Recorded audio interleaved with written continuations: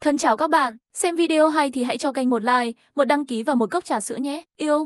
Giờ bạn là một bệnh nhân. Hãy dành 5 ngày trong bệnh viện. Ngày thứ 5, rời bệnh viện từ 7 giờ rưỡi đến 8 giờ sáng. 1. Bạn có thể tin tưởng các bác sĩ và y tá trong bệnh viện, nhưng xin vui lòng xác nhận xem họ có đeo thẻ công tác không. Gặp phải câu hỏi của y tá có thẻ công tác, dù sao cũng phải trả lời. Gặp bác sĩ hoặc y tá không đeo thẻ công tác, phải nhất định coi như không nhìn thấy. 2. Khi bác sĩ đến khám, xin vui lòng giữ im lặng. Đừng nói chuyện, bởi vì tiếng ồn sẽ khiến bác sĩ rất tức giận.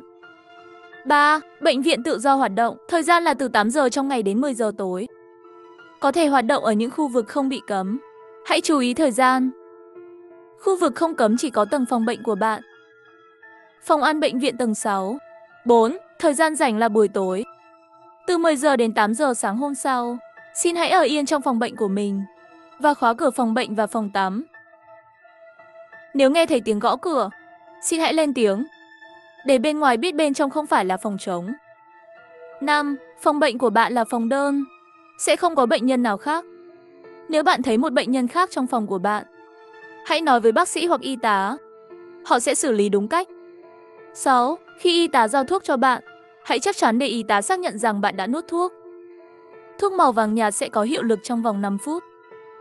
7. Bệnh viện rất coi trọng sự sạch sẽ. Nếu bạn ngửi thấy mùi hôi, vui lòng liên hệ với bệnh viện, bất kỳ nhân viên nào có thể công tác. Họ sẽ xử lý đúng cách. 8. Vui lòng mở rèm cửa trước 12 giờ mỗi đêm. Có thể thấy điều gì đó thú vị, nhưng hãy nhớ đừng tắm dưới ánh trăng. 9. Thức ăn trong phòng bệnh không phải dành cho bạn. Vui lòng ăn từ 8 giờ đến 9 giờ, 12 giờ đến 13 giờ, 17, 30 đến 18, 30 đến phòng ăn mua đồ ăn. Bệnh nhân có cửa sổ chuyên dụng với thức ăn ngon, chất lượng tốt và giá rẻ. 10. Tất cả thuốc trong bệnh viện đều không phải là chữa bệnh. Hãy cẩn thận. 11. Không có sự cho phép của bác sĩ, đừng rời khỏi bệnh viện. Ngay lúc này trong phòng bệnh, tiếng bước chân bên ngoài, tiếng bước chân va chạm với mặt đất, không nhanh không chậm, giống như âm thanh của giày cao gót. Tôi là y tá riêng của bạn.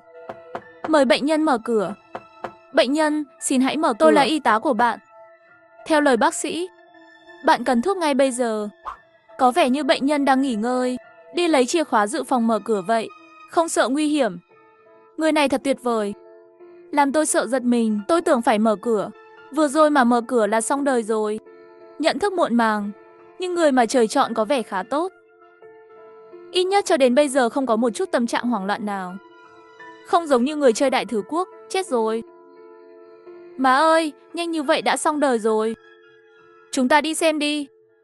Xin chờ một chút. Đây là trò đùa của bạn tôi, chắc phải tốn rất nhiều tiền vàng. Bạn có thể đi qua một chút không? Xin hỏi có việc gì cần giúp đỡ không? Đừng giả vờ nữa, bạn đang cà Civerley phải không? Chắc là bạn tôi ở chỗ khác. Lén nhìn tôi đây. Cha anh ta đang cười. Tiền vàng của bạn bè không thể lãng phí. Anh muốn gì?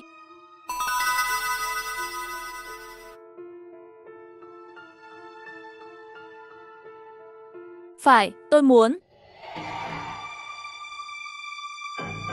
Cuối cùng cũng mở. Anh đang rất ốm, không chữa được. Theo quy định của bệnh viện kê, anh cũng chỉ có thể. Làm sao anh ta biết tôi thích cái này? Chẳng nhẽ, không thể nào. Rất tốt mà.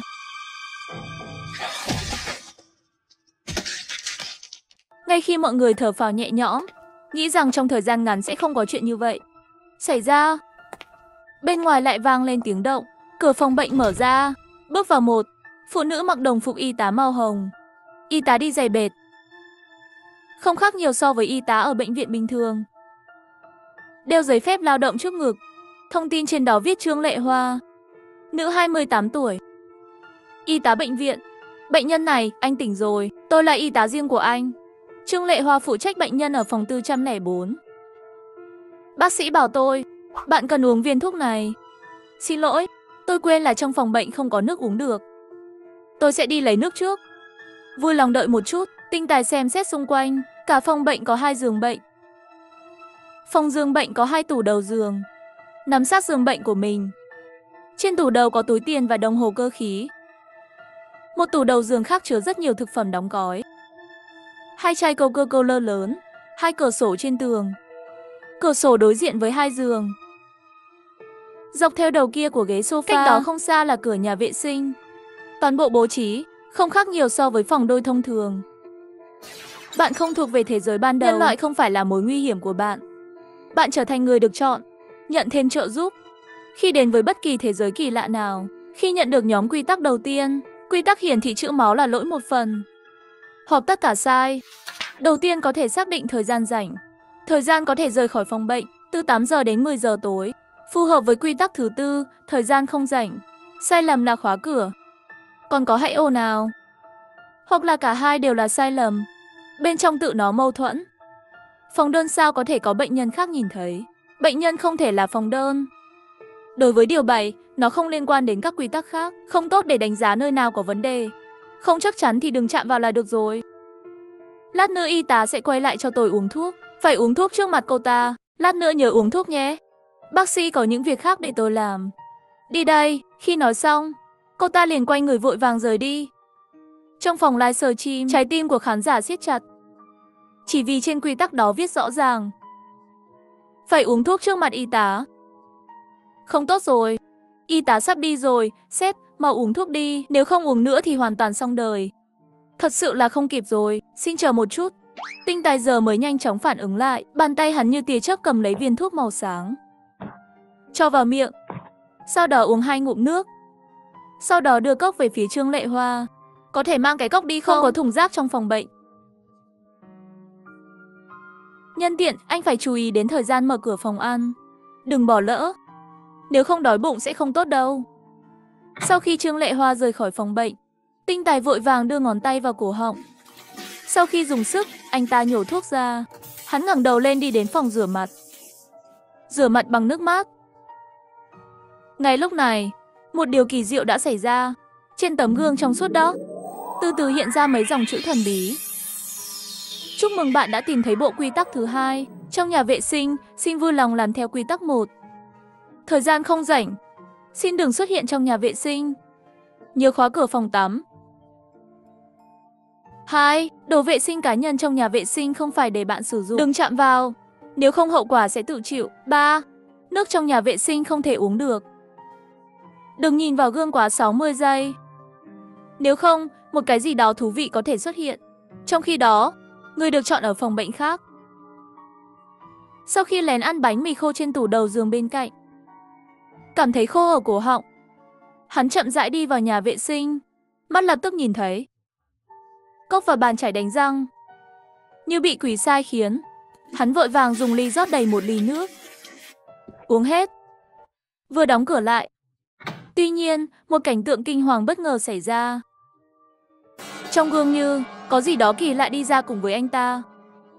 Khi bạn nhìn thấy lá thư này, nghĩa là tôi không còn ở trên thế giới này nữa.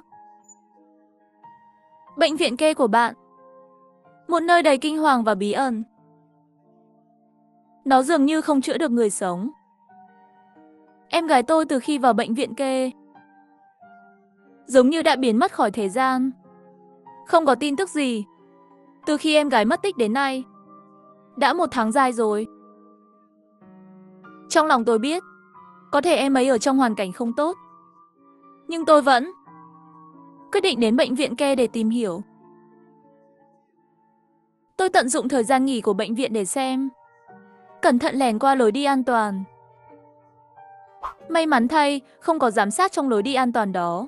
Khi tôi lên tầng 2, tìm thấy dây chuyền sắt mới mặc dù bị khóa, nhưng không khóa chặt. Tôi đẩy người qua khe hở hẹp đó. Cả sàn nhà chìm trong bóng tối. Tối đen, không thấy 5 ngón tay. Chỉ có thể nghe thấy tiếng lang thang ma quái đó. Âm thanh của một cái cưa. Khi tôi sợ hãi đi qua hành lang, có cửa sổ, bỗng nhiên một hình ảnh cực kỳ kinh khủng xuất hiện. Bên ngoài cửa sổ là một màu đỏ như máu. Xuất hiện những người mặc đồ bệnh nhân. Họ đang điên cuồng cắn những viên thuốc màu đỏ. Họ không phải là con người. Tốt hơn là nói, được tạo thành từ các loại chi còn sót lại, là một quái vật ghép lại với nhau. Lúc đó tôi hoàn toàn hoảng loạn. Tôi chỉ muốn thoát khỏi bệnh viện kê ngay lập tức. Nhưng ngay khi tôi quay lại, trong lối đi an toàn phía sau, có tiếng bước chân đáng sợ. Tôi chỉ có thể chạy đến một lối đi an toàn khác, cố gắng thoát khỏi bệnh viện kê đáng sợ này. Đáng tiếc tôi vẫn thất bại. Tận dụng thời gian còn lại, tôi vội vàng viết đoạn văn này ở phòng 404 trên tầng 4. Nếu có bệnh nhân đến đây, nhìn thấy lá thư này của tôi, xin đừng ngần ngại rời khỏi đây. Phải nhớ, lối đi an toàn, đừng đi cái gần thang máy. Tôi chợt nhớ ra, bạn phải nhớ, đừng lên tầng 7 của bệnh viện. Những thứ bình thường ở hành lang, trên thực tế là camera giám sát ẩn. Mọi thứ trên quầy này đều là của tôi. Bạn có thể lấy nó. Tôi sợ, không thể sống sót trong thảm họa này. Thư chưa viết xong, giấy được xếp chồng lên nhau để viết. Chữ cũng được viết ngoằn nghèo. Không khó để thấy, lúc đó khi viết là lo lắng và bối rối như thế nào. Tinh Tài chậm rãi đẩy cửa phòng bệnh ra. Bên ngoài phòng bệnh là một hành lang dài gần 100 mét. Trên hành lang ồn ào, nhiều y tá. Họ đang nghiêm túc đẩy xe giường. Trên xe có vải trắng. Dưới tấm vải trắng kia hình như mơ hồ là che người. Một chiếc xe giường bệnh phủ vải trắng từ từ đi qua trước mặt Tinh Tài. Có 2 y tá ở phía trước và phía sau đang tập trung đẩy xe giường bệnh. Hôm nay có rất nhiều bệnh nhân nặng. Rất nhiều đều không cứu được. Đừng nói nữa, ở đây còn có bệnh nhân mắc bệnh nhẹ. Nếu họ nghe thấy, sẽ lại ở đó suy nghĩ lung tung. Chào anh chàng đẹp trai. Xin chào, xin lỗi. Chúng tôi nói nhảm, anh đừng để ý nhé. Ánh mắt tinh tường của Tinh Tài phát hiện 2 y tá này không đeo thẻ công tác trên ngực. Không để ý đến lời chào của y tá, hắn đi thẳng tới thang máy, đến gần và nhấn nút trên tầng 6. Lúc này trên hành lang, chỉ có 2 y tá đẩy giường bệnh ở phía trước và phía sau. Họ cũng không đeo thẻ công việc trên ngực. Tinh Tài trong lòng dâng lên một cảm giác bất an, hắn vội vàng nhấn nút tắt. Trong mắt tràn đầy lo lắng, thúc giục thang máy đóng cửa nhanh hơn một chút. Dường như vậy có thể tránh được những phiền phức không cần thiết đó. Sao anh lại vội vàng rời khỏi đây?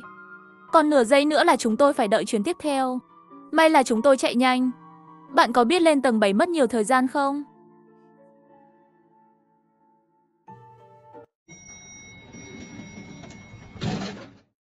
Hôm nay bệnh nhân này tràn vào như thủy triều. Thật không biết, người của chúng ta có thể xử lý được không? Chắc là được rồi. Cho dù không đủ, thì phải làm thêm giờ vào buổi trưa. May mắn thay, bệnh viện kê luôn hào phóng về lương làm thêm giờ. Cũng có chút nhân tính. Tôi ngửi thấy mùi thịt tươi. Chắc các đồng nghiệp đều đang tận hưởng vẻ đẹp trong phòng ăn. Tôi đang giảm cân, nhưng vẫn phải gọi một phần thịt bò bông tuyết lẩu. Hương vị béo và thơm đơn giản là không thể so sánh được. Lát nữa bạn cũng nếm thử, đặc biệt là đội bác sĩ nấu ăn. Đồ ăn họ nấu cực ngon luôn. Bạn trai tôi là bác sĩ, tôi có phúc ăn rồi.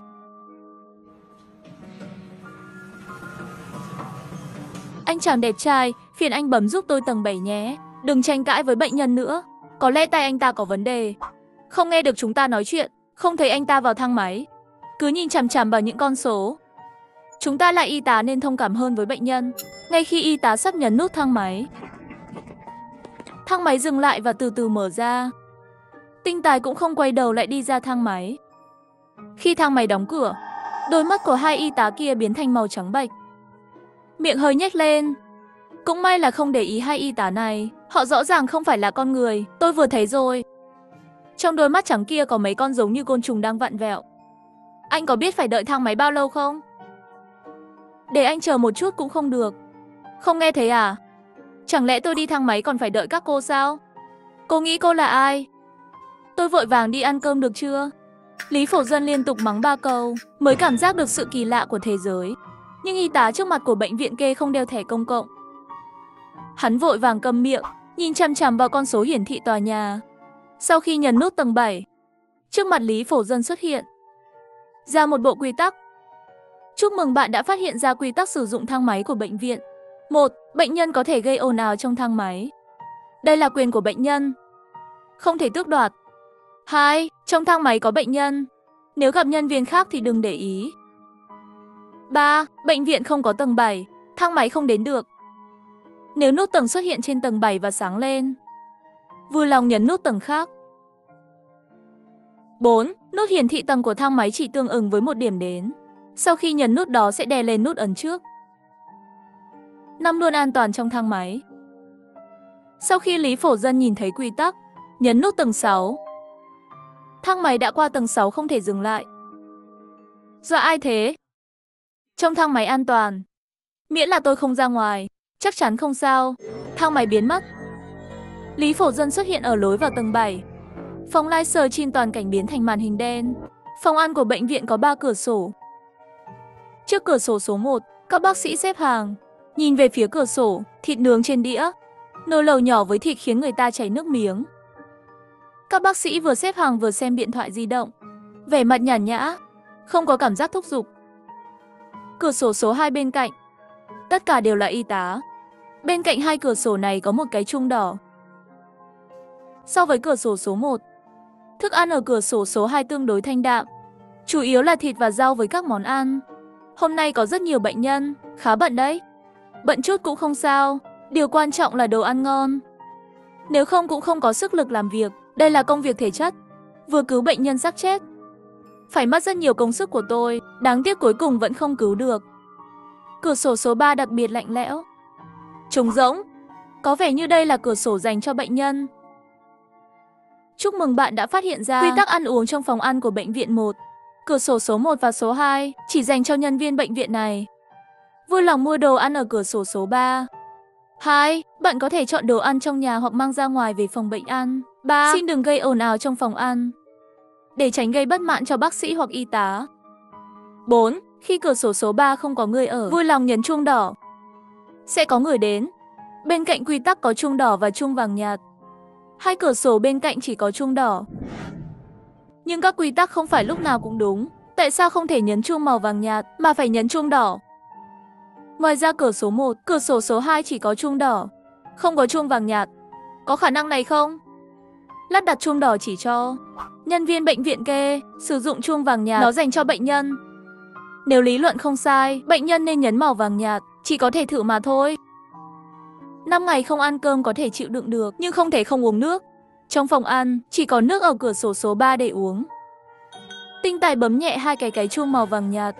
Các bác sĩ và y tá vẫn cười đùa. Dường như không nghe thấy tiếng chuông. Tinh Tài không dám dừng lại nhiều. Sau khi mua một ít bánh mì và nước, vội vàng rời đi. Khi quay đầu, phía sau, y tá có thể công tác Trương Lệ Hoa mỉm cười. Bệnh nhân ở phòng 404. Bạn cũng đến mua đồ ăn rồi. Có muốn ngồi xuống ăn cùng chúng tôi không? Cảm ơn, tôi đến mua đồ ăn, nhưng tôi còn nhiều việc phải làm. Định về phòng bệnh ăn.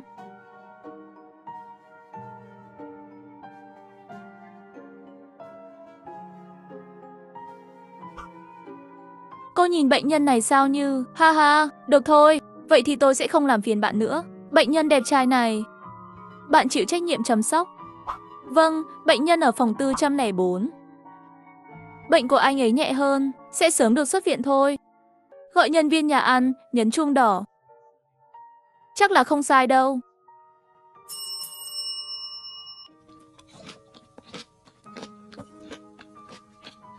Món ăn ngon như vậy, tôi muốn mang theo công thức để cửa hàng. Chia sẻ những món ăn này đến đất nước tôi. Chắc họ thích mùi này lắm. Không ngờ sau khi rơi vào thế giới kỳ quái, vẫn có thể uống được món súp nóng ngon như vậy. Tôi hoàn toàn tin tưởng vào bệnh viện kê. Vô thức, thời gian đã đến lúc 6 giờ rưỡi tối rồi. Sau một lúc, giọng nói yếu ớt vang lên từ ngoài cửa. Có ở đó không? Tôi là người được chọn của đất nước Ngọn Hải Đăng. Tên là Gacy Ben. Bạn là người được chọn của quốc gia nào? Tôi cần bạn giúp. Vui lòng mở cửa, Gacy Ben. Cả buổi chiều không ăn gì. Theo lời khuyên từ cấp cao của quốc gia Ngọn Hải Đăng, không uống nước nhà vệ sinh. Giờ thì vừa đói vừa khát. Bây giờ cố gắng hết sức để hét lên. Buổi trưa lỡ thời gian không đến nhà ăn, chờ đến khi 6 giờ chiều đến phòng ăn. Nhân viên nhà ăn thông báo cho bệnh nhân tất cả thức ăn đã bán hết. Trong vòng nửa tháng sẽ không còn thức ăn cho bệnh nhân nữa. Nhưng bạn có thể chọn cửa sổ số 1 và số 2 để ăn thức ăn. Gacy Ben tuân thủ luật lệ trong phòng ăn. Trở lại phòng bệnh. Mau mở cửa đi. Tôi biết anh ở trong đó. Nếu không giúp tôi, quốc gia ngọn hải đăng sẽ không buông tha cho đất nước của bạn. Đừng gõ nữa, tôi không có thức ăn ở đây. Anh mau đi đi. Vậy để tôi vào phòng bệnh xác nhận. Sau khi xác nhận không có, tôi sẽ lập tức rời đi. Hứa sẽ không làm phiền bạn. Anh có đầu óc không? Trong quy tắc viết rõ ràng, trong phòng chỉ có một bệnh nhân. Bạn vào là 2 người, bạn và tôi đều không sống được. Bạn có bị bệnh không? Tôi biết anh có thức ăn. Mở cửa đi. Nếu không tôi sẽ gõ cả đêm. Cùng lắm thì chúng ta sẽ chết. Tôi không sống nổi, anh cũng không được sống. Được rồi, được rồi. Đến chỗ cửa sổ, tôi sẽ cho anh chút gì ăn. Đừng làm phiền tôi nữa, được không? Mở cửa sổ ra. Ném một ổ bánh mì từ trên trời rơi xuống. Chỉ là rơi xuống trước mặt người mình mà thôi. Không ném ra ngoài. Nói thì chậm mà ra tay thì nhanh. Một cây gậy đánh vào đầu hắn. Không biết sống chết nằm dưới đất. Ai đang cãi nhau ở hành lang? Ảnh hưởng đến việc nghỉ ngơi của các bệnh nhân khác. Anh, nói anh đấy. Anh làm gì dưới đất vậy? Về phòng riêng đi. Lần sau, tôi sẽ nói với bác sĩ. Bảo ông ấy chẩn đoán lại tình trạng của bạn. Hậu quả của bệnh nặng hơn, bạn biết đấy. Dần dần sự mệt mỏi của một ngày ập đến. Mí mắt dần nặng nề. Chìm vào giấc ngủ, tiếng gõ cửa vang lên không liên tục. Tinh Tài mơ màng tỉnh dậy từ giấc ngủ. Nhìn đồng hồ cơ khí, xoay thời gian. Đồng hồ đeo tay 23 giờ 12, 23 phút. Bây giờ đã đến thời gian không rảnh rồi. Vậy nên người vừa nãy không có tư cách gõ cửa ở đây. Nói cách khác, lần này người gõ cửa không phải là người được trời chọn. Xin chào, tôi là y tá của bạn. Vừa nhận được lệnh của bác sĩ. Cần kiểm tra sức khỏe lại cho bạn. Tinh Tài nằm trên ghế sofa, cố gắng dựa vào ghế sofa càng nhiều càng tốt, không để ánh trăng ngoài cửa sổ chiếu lên người mình. Tiếng gõ cửa kéo dài khoảng 5 phút. Cuối cùng cũng dừng lại. Ngay trong khi Tinh Tài cho rằng bên ngoài đã đi rồi. Bỗng nhiên cửa sổ bị kéo ra. Y tá bên ngoài dừng lại. Rèm cửa trong phòng 404 không đóng. Bệnh viện kê có quy định, giường trống. Buổi tối phải mở rèm cửa để xuyên qua ánh trăng. Đã quét xong. Không có bệnh nhân nào bị bệnh nặng trong phòng 404. Đã xác định phòng 404 là phòng trống. Đồng thời, trong phòng bệnh rõ ràng là đóng cửa sổ, nhưng rèm cửa vẫn thổi lên. Một người phụ nữ mặc đồng phục y tá màu hồng xuất hiện ngoài cửa sổ, đôi mắt trắng đang nhìn chằm chằm vào giường bệnh. Cô y tá cứ gõ cửa sổ, cố gắng tìm bệnh nhân bên trong qua cửa sổ. Tinh Tài liếc nhìn y tá, sắc mặt lập tức sợ hãi. Y tá bên ngoài là y tá của riêng mình. Trương Lệ Hoa. Sự khác biệt là hiện tại Trương Lệ Hoa hai mắt màu trắng, không thể nhìn thấy nhãn cầu, không có thẻ công việc trên ngực. Trương Lệ Hoa ngoài cửa sổ, sau khi thấy trong phòng không có bệnh nhân, rời khỏi bên phải. Nhưng vừa rời đi không có 3 giây, một đôi mắt nhợt nhạt lại từ trên cửa sổ xuất hiện. Theo thời gian, không còn tiếng gõ nữa. Ngoài cửa sổ không còn bóng dáng nào khác nữa. Bên ngoài cửa sổ là y tá Trương Lệ Hoa. Hơi giống nhưng không có thẻ công việc thì khó nói. Không nguy hiểm. Hơn 1 giờ sáng rồi. Xem ra hôm nay sẽ không xảy ra tai nạn phải không? Thật là một cô gái đáng yêu. Các bạn, tôi thực sự thích kiểu này. Kem vani. Kem vani. Các anh em, tôi thực sự muốn đi. Chúng ta bên này hẳn là không sao rồi. Đi thôi, chúng ta đến phòng livestream khác xem nhé. Người được trời chọn của nước lãng mạn tên là anh Ngưu. Thì ra là mở cửa hàng nhỏ trong làng. Sau đó tích trữ một ít tiền vàng, mở một cửa hàng vàng trộn bạc. Phải, vàng trên người hắn. Tất cả đều là giả. Lúc này đang trốn trên giường bệnh run rẩy. Miễn là tôi không nhìn thấy, họ cũng không thể nhìn thấy tôi. Yên lặng. Cứ yên lặng, tôi sẽ làm được. Tôi nhất định có thể thành công. Anh Ngưu nhận được gợi ý trong ngày. Đêm tối tuyệt đối không được phát ra âm thanh, đặc biệt là khi nghe tiếng gõ cửa. Tuyệt đối không được nói chuyện. Bây giờ vừa đói vừa buồn ngủ thì nghe thấy tiếng gõ cửa. Đành phải đắp chăn cho mình, giả vờ như không nghe thấy gì. Anh Ngưu thân mến, tôi biết anh ở trong đó, cho tôi vào. Có giày trên sàn. Anh Ngưu thân mến thật là nghịch ngợm. Chơi trốn tìm với chị gái y tá. Nhưng không sao, có cách để anh uống thuốc mà bác sĩ yêu cầu. Tiếng bước chân của giày cao gót dần xa, cho đến khi biến mất.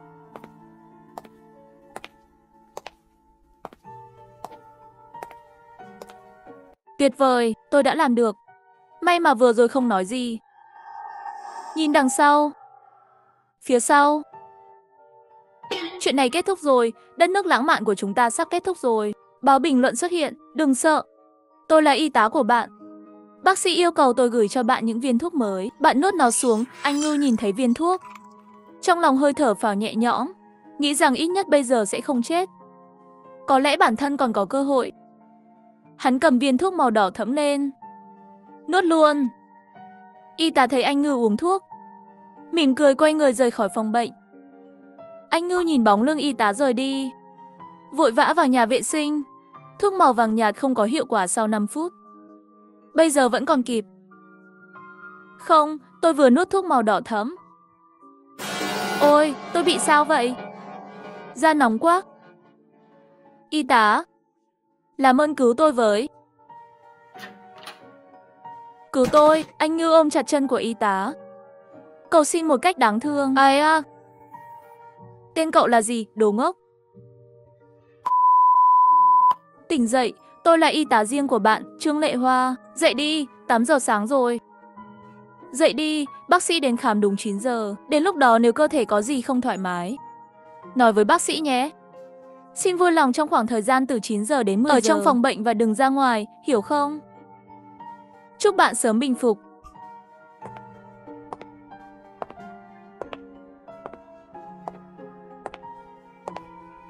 Cô ta đang ám chỉ gì cho tôi sao? Nhưng cô ta là người của thế giới kỳ lạ, làm sao có thể cho tôi loại gợi ý này? À, bác sĩ, tôi nhớ nó được viết trong quy tắc 2. Hãy giữ im lặng khi bác sĩ đến khám. Đừng nói chuyện, bởi vì tiếng ồn sẽ khiến bác sĩ rất tức giận. Nhìn đồng hồ đeo tay, vẫn chưa đến 8 giờ, thời gian không rảnh. Phòng 410 cách mấy phòng bệnh. Người được chọn Gacy Ben cuộn tròn trên giường, hơi run. Tối qua Gacy Ben đã kéo rèm cửa, không để ánh trăng chiếu lên giường. Cô y tá bên ngoài nhìn qua cửa sổ, thấy trong phòng không có ánh trăng. Biết có bệnh nhân bên trong, cứ gõ cửa từ 12 giờ đêm đến 7 giờ sáng mới dừng lại. Gacy Ben cứng đầu, nghe tiếng gõ cửa suốt 7 tiếng đồng hồ. Buồn ngủ và đói, gần như không chịu nổi nữa. Bệnh nhân Gacy Ben, bác sĩ của anh sẽ đến đây trong vòng 3 phút nữa. Có tình huống gì khác, chờ bác sĩ đến nói rõ với anh ta. Hiểu chưa? Ngay sau đó một bác sĩ bước vào, có thẻ công việc trên ngực. Gacy Ben nhìn thấy bác sĩ có thẻ công tác, thêm vào đó đã căng thẳng cả đêm. Tâm cảnh giác lập tức liền buông lỏng. Xin hỏi bạn cảm thấy không khỏe ở đâu? Bác sĩ vỗ nhẹ vào cánh tay Gacy Ben. Gacy Ben cảm thấy cánh tay mình đau như lửa. Bệnh của anh nặng hơn rồi, phải uống một viên thuốc. Gacy Ben nhìn viên thuốc màu đỏ thẫm, nghĩ mà không nghĩ thì nuốt luôn. Bác sĩ hài lòng gật đầu, thu sổ ghi chép. Sau khi rời khỏi phòng 410, Gacy Ben chạy vào nhà vệ sinh. Bỗng nhiên một cảm giác nóng rát bốc lên từ dạ dày. Phòng live chim ngọn hải đăng trong một khoảnh khắc tối sầm. Bác sĩ hỏi, trả lời sai cùng viên thuốc đỏ, phát tác trong 5 phút. Bác sĩ sắp đến kiểm tra rồi. Lãnh đạo cấp cao của nước Long gửi đến gợi ý này, chắc chắn là nhìn thấy những cái khác. Tình hình trong phòng live chim khác mới gửi, nó được đề cập trong quy tắc. Bác sĩ, dù có hỏi gì cũng đừng trả lời. Bệnh nhân có ở đó không? Tôi là bác sĩ truyền đến xem tình trạng của anh. Làm ơn mở cửa đi. Vậy tôi sẽ mở cửa. Mấy ngày nay nằm viện thế nào? Cơ thể có gì không thoải mái không? Bác sĩ, bệnh của anh ta tương đối nhẹ ở bệnh viện kê. Ước tính sẽ sớm được xuất viện. Bác sĩ ngạc nhiên ồ một tiếng. Sơ đầu của tinh tài. Một nỗi đau tập trung xuyên qua tâm trí. Bác sĩ lại vồ cánh tay. Bỗng nhiên cảm giác giống như mấy chục con kiến lửa đang bò trên cánh tay, cắn mạnh vào da cánh tay. Đau và ngứa. Có vẻ như bệnh tình của anh không nghiêm trọng như tôi nghĩ. Bệnh của anh đã khá hơn rồi. Ngày hôm sau tôi sẽ kiểm tra lại, đến lúc đó xem tình hình quyết định anh có thể xuất viện không. Sau khi bác sĩ rời khỏi phòng, nỗi đau trong cơ thể khiến tinh tài bất tỉnh. Nhưng trước khi mất ý thức, hình như Trương Lệ Hoa nhỏ giọng nói với mình một câu. Đúng rồi, buổi tối, được, ngủ ngon. Trương Lệ Hoa đây là đang đưa ra gợi ý sao? Không đúng chứ? Chuyện lạ về những thứ trong thế giới này sao có thể dễ dàng đưa ra gợi ý như vậy? Có thể là một cái bẫy. Ngủ chủ yếu là nhắm mắt lại. Cũng có nghĩa là đừng mở mắt vào ban đêm. Sau khi hiểu lời khuyên của Trương Lệ Hoa, lại bắt đầu rắc rối rồi.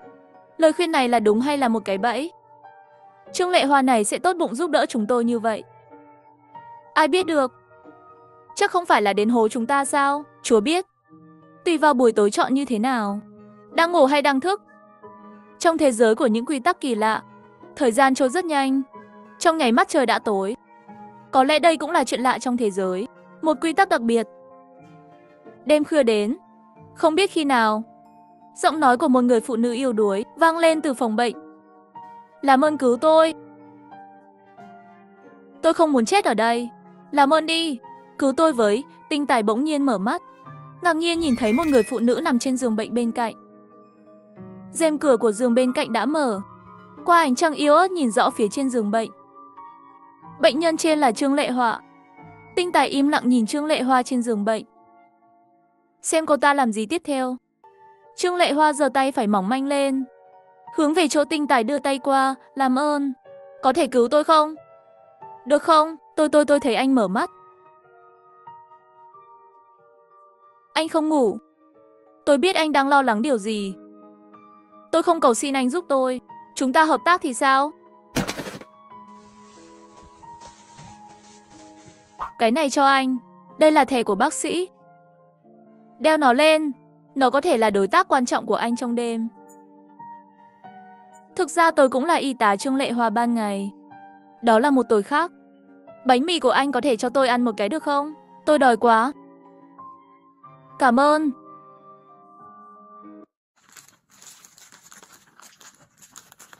Cô tự nhận mình là y tá Trương Lệ Hoa ban ngày. Tình huống này là gì? Và mã thẻ của bác sĩ này có công dụng gì? Trong những ngày dài này, tôi luôn đặt mã thông báo đó. Cẩn thận mang bên cạnh. Không hề phóng đại nói. Tôi phụ thuộc vào nó. Chỉ miễn cưỡng duy trì tinh thần lực của mình.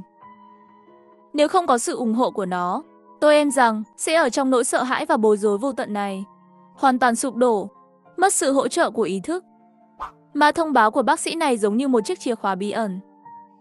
Có thể mở những ngày bình thường bị nghiêm ngặt. Cấm khu vực phong tỏa. Cho phép tôi tham gia. Và tôi, bây giờ dường như đã mất đi vỏ bọc thật sự. Chỉ có thể ở dạng ảo tưởng như vậy. Trong không gian kỳ lạ này. Xịt, đừng lên tiếng. Có vẻ như có ai đó đang đến gần. Trong nháy mắt, cửa phòng bệnh bị lặng lẽ đẩy ra. Một bóng người đàn ông bỗng nhiên xuất hiện ở cửa.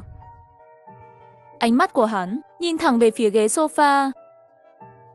Xin chào, tôi cũng là bệnh nhân ở phòng 404. Anh tên gì?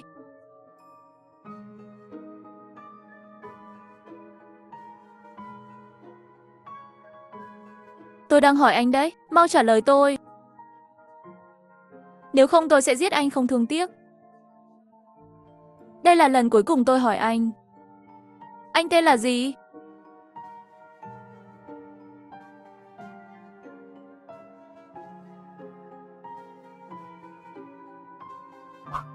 Này, hình như tôi không thể biết tên của anh. Thật đáng tiếc. Quên đi, không đùa với anh nữa. Bây giờ là 12 giờ rồi. Tôi phải đi gặp bác sĩ để kiểm tra tình trạng của tôi. Với âm thanh nhấp chuột sắc nét. Âm thanh mở cửa phá vỡ sự im lặng. Sau đó là một tiếng đóng cửa buồn tẻ. Sau đó, tiếng bước chân của người đàn ông kia dần dần tiêu tan về phía xa xa. Đừng mở mắt ra, gã đó không bỏ đi.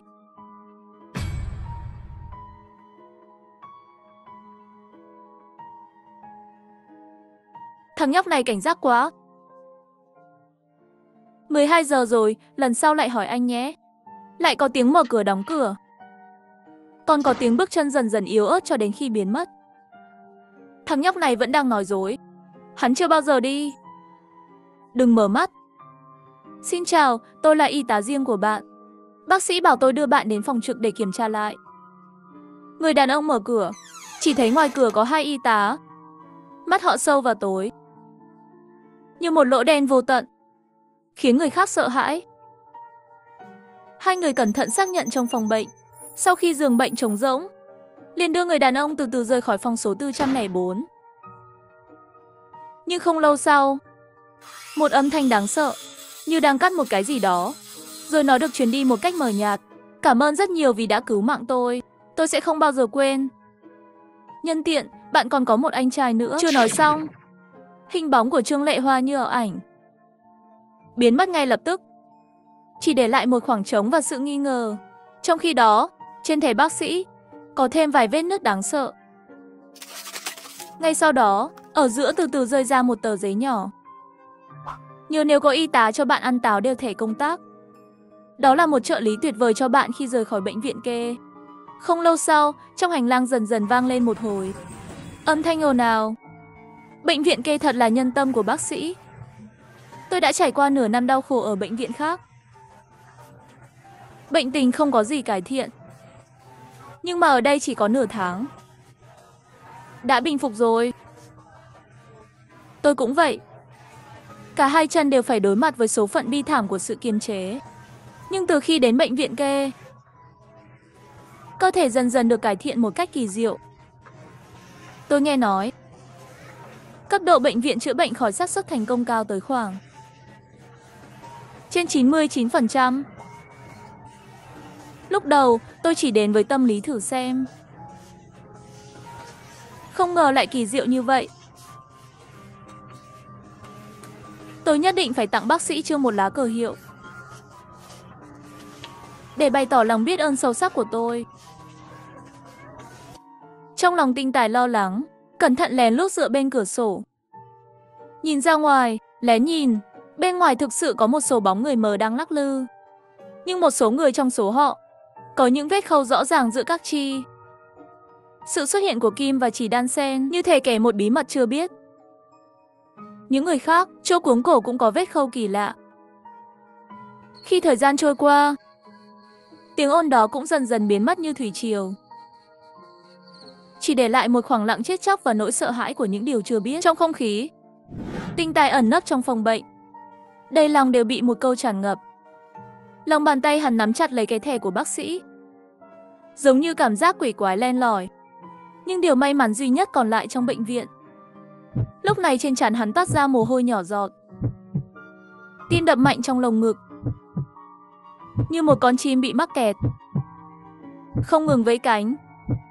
Hắn chậm rãi mà cẩn thận đẩy cửa phòng bệnh ra. Một mùi thối giữa mùi hôi và nước khử trùng trộn lẫn với nhau, đập vào mặt như thủy triều dâng cao. Đường hành lang mờ tối, đèn trên tường nhấp nháy. Thỉnh thoảng phát ra âm thanh dòng điện, giọng nói như tiếng thì thầm của ác quỷ. Đáng sợ. Như thể ánh sáng yếu ớt này, bất cứ lúc nào cũng sẽ bị bóng tối vô tận nuốt chửng. Và mã thẻ đó, hình như có linh trí của mình, rung chuyển trong lòng bàn tay anh ấy. Như người dẫn đường trung thành, dẫn dắt bước chân của anh ấy đến một tương lai không biết. Anh ấy tìm kiếm hướng dẫn lúc có lúc không. Bước vào thang máy với lo lắng sợ hãi. Cửa thang máy từ từ mở ra. Bên trong có hai người mặc đồ y tá màu đỏ tươi, màu đỏ rực rỡ. Thật kỳ lạ trong môi trường âm u này. Bác sĩ của Nhiên Anh đã đến rồi. Thuốc có tác dụng rồi. Họ sắp chết rồi. Tinh Tài không nói gì. Hắn biết rõ khi nói sai sẽ rơi vào một nơi không thể cứu vãn. Thế là anh ta quả quyết. Ánh mắt bình tĩnh bước vào thang máy.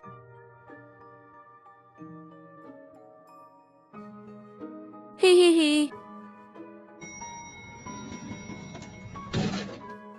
Trên tầng 7 kia tràn qua vách tường, căn phòng nhỏ như bị bóng tối nuốt chửng. Hơi thở u ám tràn ngập từng tấc không khí. Tinh Tài đứng tại chỗ, vừa sợ hãi và buồn nôn. Điên cuồng, nhìn chằm chằm vào trong hồ bơi. Những thân thể đang ngâm trong đó. Hai y tá mặc đồ đỏ, giống như hai bức tượng kỳ lạ. Mắt đen và sắc bén, như pháo hoa đang cháy. Vô cùng mong chờ nhìn chằm chằm vào Tinh Tài. Như trong không gian chết chóc này, sự chờ đợi dần rơi vào mất bình tĩnh. Các bạn làm rất tốt. Trước tiên hãy kiểm tra các chỉ số sức sống của những người này. Hãy nhớ đừng làm gì cả. Các y tá nghe thấy điều này, không thể không nhìn nhau. Trong mắt nhanh chóng nhìn thấy một tia nghi ngờ và kinh hãi. Nhưng trong căn phòng kỳ lạ này, họ không dám nói nhiều, chỉ với những nghi ngờ. Vẫn chậm rãi đến gần những thân thể lạnh lẽo kia. Bắt đầu kiểm tra. Bác sĩ, những người này hoàn toàn không có dấu hiệu của sự sống. Tiếp theo nên xử lý như thế nào? Bác sĩ, ở đây có một cô gái, có một dấu hiệu rất yếu của sự sống. Chúng ta nên làm gì đây? Lúc này ánh mắt của Tinh Tài tập trung vào cơ thể quen thuộc đó. Đó là thân thể của Trương Lệ Hoa. Chỉ thấy thân thể cô ta yếu ớt không chịu nổi, giống như một ngọn nến đang lủng lẳng trong gió mạnh. Dễ bị tổn thương, dường như giây tiếp theo sẽ bị bóng tối hoàn toàn nuốt chửng. Khuôn mặt nhợt nhạt gần như trong suốt, giống như một khối băng mỏng không có màu máu. Một vài sợi tóc ướt lộn xộn dán trên má lõng của cô ta. Hơi thở của sinh mạng yếu ớt như trăng mờ. Giọt sương sắp tan trên đầu lá cỏ, có thể biến mất bất cứ lúc nào.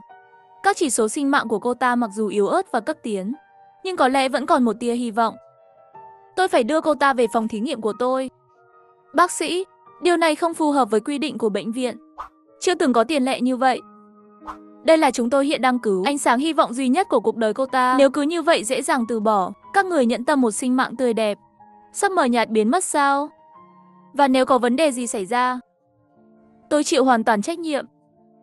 Chuyện này thất bại là trách nhiệm của tôi. Nhưng nếu tôi thành công, cả hai người có thể là lựa chọn tốt nhất cho y tá trưởng mới. Hai y tá vội vàng tìm được cáng, di chuyển nhẹ nhàng, giống như đang chăm sóc kho báu dễ vỡ nhất thế giới. Cẩn thận đem thân thể của Trương Lệ Hoa đặt lên từ từ, một cách nhẹ nhàng, lại cẩn thận bọc cô ta bằng chăn mềm. Mỗi cử động nhỏ, tất cả đều chứa đầy những lo lắng và quan tâm cho cô ta, sợ cô ta lại bị thương thêm.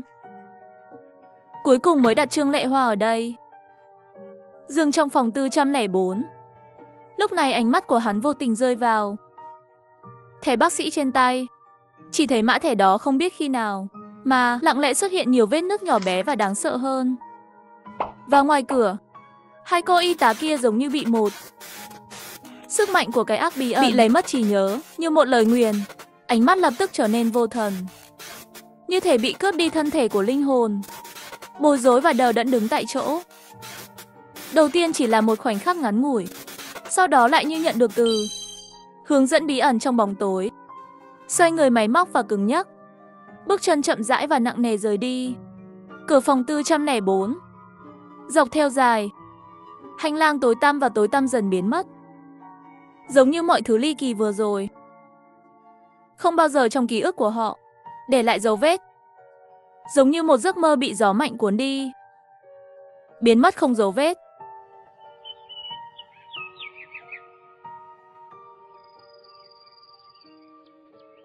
Chào bệnh nhân, tôi là y tá riêng của bạn, Trương Lệ Hoa, theo lời bác sĩ. Để tôi mang thuốc cho anh. Tôi mở cửa đây. Trương Lệ Hoa trên mặt tràn đầy nụ cười đi vào. Trong nụ cười lộ ra vẻ cứng ngắc. Có một chút chất lỏng màu đen trên thẻ công việc. Cách đó 5-6 mét có thể ngửi thấy mùi máu.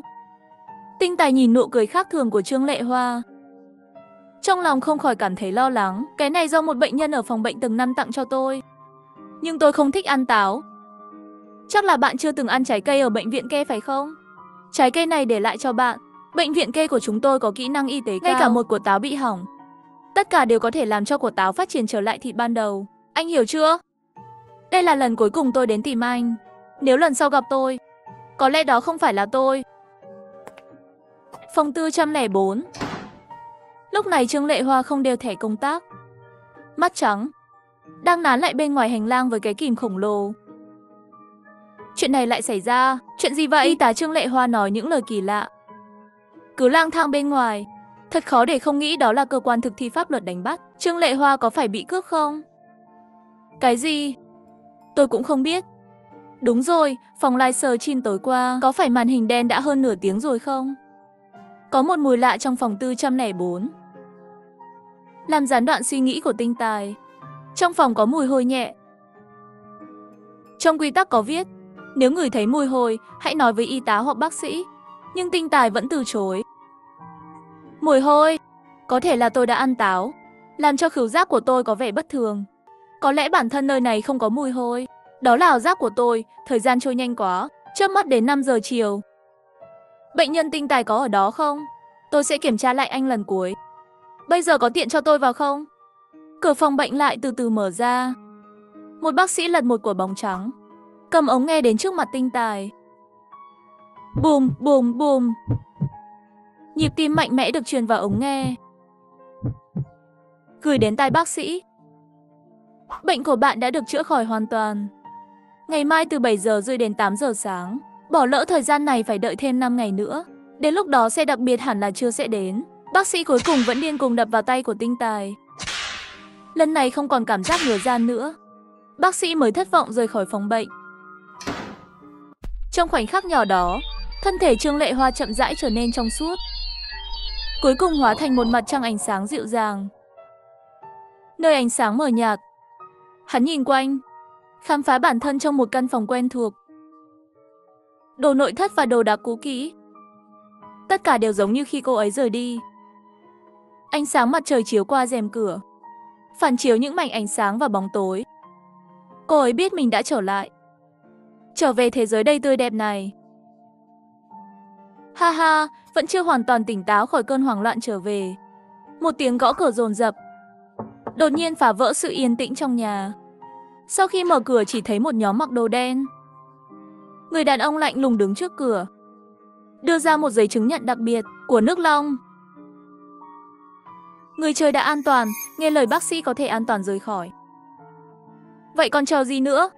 Nhanh chóng đóng gói hành lý về nhà chơi game thôi. Cũng không biết mấy ngày không lên mạng. Con chó đó có đá tôi ra không? Tinh Tài mạnh mẽ đứng dậy, bắt đầu thu dọn. Tất cả những thứ có thể sử dụng trong nhà đều được cất giữ. Nếu không mang theo thì không quan tâm. Tất cả những gì có thể ăn đều cho vào miệng. Đồng hồ cơ khí và dao mổ cẩn thận đặt bên cạnh. Các quốc gia khác được chọn để vào tham gia chuyện kỳ lạ ở bệnh viện. Ngay cả khi có cuộc biểu tình trước đó, vẫn còn 90% bị loại. Ngày thứ 3 của bệnh viện bị giết. Lý do một nửa trong số đó bị lại là khi họ đến nhà ăn của bệnh viện, không mua thực phẩm khác. Đến trưa ngày thứ 3, đói không chịu nổi, cuối cùng cũng đi ăn bữa trưa ở nhà ăn. Tôi là y tá riêng của bạn, xin vui lòng mở cửa. Bác sĩ có lệnh khác, muốn bạn đến phòng kiểm tra lại. Tôi là bác sĩ, mở cửa, còn có một cuộc kiểm tra sức khỏe chưa làm. Mở cửa ra. Thân thể có chút không khống chế, suýt nữa thì đứng dậy mở cửa. Nhưng anh ta đã cố gắng hết sức để kiềm chế. Trong lòng luôn tự nhủ, không thể bị mê hoặc bởi âm thanh của thế giới bên ngoài này. Thời gian trôi qua, tiếng gõ cửa dần dần yếu đi. Trong khi đó, mã thẻ của bác sĩ bỗng nhiên bị hỏng vào lúc này. Cứ như thế, Tinh Tài nằm trên ghế sofa luôn tỉnh táo cho đến 7 giờ sáng. Đó là sự xuất hiện sáng sớm ngày thứ 5 của bệnh viện. Cửa phòng bệnh bị đẩy ra. Hành lang bên ngoài tối tăm, chỉ có thể nhìn rõ hai phòng bệnh liền kề. Đèn đỏ trên thang máy, dừng ở tầng 7. Trong nháy mắt, số thang máy trở thành 7, bắt đầu từ từ rơi xuống. Tinh Tài ghi nhớ lời dặn dò trong thư, di tản về phía lối đi an toàn xa nhất từ thang máy. Bệnh viện và lối đi an toàn xa nhất. Cửa an ninh gần phòng 444. Tinh Tài mới chạy đến cửa an ninh, ngạc nhiên khi thấy cửa an ninh đã bị khóa. Chẳng lẽ bị lừa rồi, tầng 4 đã đến rồi. Giọng nói lạnh lùng và tàn nhẫn phát ra từ thang máy. Mục tiêu của thang máy là tầng 4. Giờ phút này chạy về đã không kịp rồi. Vừa muốn chạy trốn xuống dưới, cửa an ninh ở tầng dưới có tiếng kêu cót két. Dường như có một cái gì đó làm bằng kim loại va chạm mạnh với tay cầm, phát ra tiếng nổ. Trong tuyệt vọng, lúc này chỉ có thể chạy lên trên. Một lát sau, leng keng, những âm thanh gõ khác nhau đan xen lẫn lộn, cho người ta một loại cảm giác lạnh thấu xương, như thể hai bên đang đánh nhau dữ dội. Tinh Tài nhìn đồng hồ. Lúc này đã là 7:25, chỉ còn 5 phút nữa là được phép rời bệnh viện. Hắn cẩn thận chậm lại về phía thang máy. Từ từ đến gần, thang máy từ từ đóng lại. Dừng ở tầng 1, trong bóng tối dường như đầy bệnh nhân. Nhưng khi có ánh sáng lại chỉ nhìn thấy mỗi Tinh Tài. Nhưng tầng bệnh viện càng thấp, ánh sáng càng tối. Lúc này chỉ có thể nhìn rõ những thứ trong vòng 2 mét. Trong thế giới đen tối này, cứ 2 bước sẽ đâm vào vật thể. Đi đến cuối, bỗng va chạm một thân thể mềm mại. Nhìn gần hơn, là một cô y tá đảo mắt trắng. Phải rời đi. Tinh Tài quay người chạy về hướng ngược lại. Không chạy được bao xa là đến cuối. Và cô y tá mắt đỏ trắng đang từ từ đến gần bên này. Khi cô y tá nhìn lên, Tinh Tài vội thực hiện động tác mạo hiểm. Dùng sức toàn thân xông qua đó, đè mạnh xuống người y tá. Sau đó nhanh chóng lấy dao mổ ra khỏi túi quần. Điên cuồng đâm. Lúc này xung quanh là một sự im lặng chết chóc. Chỉ có tiếng tích tắc của đồng hồ cơ khí. Rõ ràng có thể nghe thấy, như thể đang thu hút những thứ đáng sợ xung quanh. Bùm! Tinh Tài đem đồng hồ cơ khí ném mạnh xuống đất. 1 bước 2 bước 3 bước 27.282.930 bước. Khi đi đến bước 30, đêm bên ngoài bệnh viện lập tức biến thành ban ngày. Ngay lúc Tinh Tài bước một chân ra ngoài, một bàn tay lạnh lẽo đột nhiên nắm lấy mắt cá chân hắn, khiến anh ta ở nguyên tại chỗ. Phía sau, một người đàn ông mắt đảo mắt trắng nắm chặt chân Tinh Tài, chân chậm rãi kéo vào trong bệnh viện. Tuy nhiên, bất kể các Tinh Tài cố gắng như thế nào, tay người đó vẫn không buông ra. Phạm quy, tôi đã được bác sĩ cho phép. Các người làm vậy là phạm luật. Khi âm thanh ngày càng lớn, các vật thể không xác định khác trên lầu dường như cũng đang từ từ tiến về phía đây. Xin lỗi bệnh nhân này, hắn không phải nhân viên của bệnh viện chúng tôi, hắn chỉ là người ngoài. Những gì anh ấy làm không liên quan gì đến bệnh viện này. Mẹ kiếp, ông đây không có thời gian chơi với mày. Nếu mày thích như vậy, vậy thì lấy đi. Tinh Tài cắn chặt răng, quyết đoán đưa dao phẫu thuật về phía vị trí bắp chân. Cắt mạnh. Khoảnh khắc dao mổ cắt vào, giống như cắt vào nước biển. Không có cảm giác trở ngại, người được chọn Tinh Tài thuận lợi thông qua ai tham gia thế giới kỳ lạ của bệnh viện kê.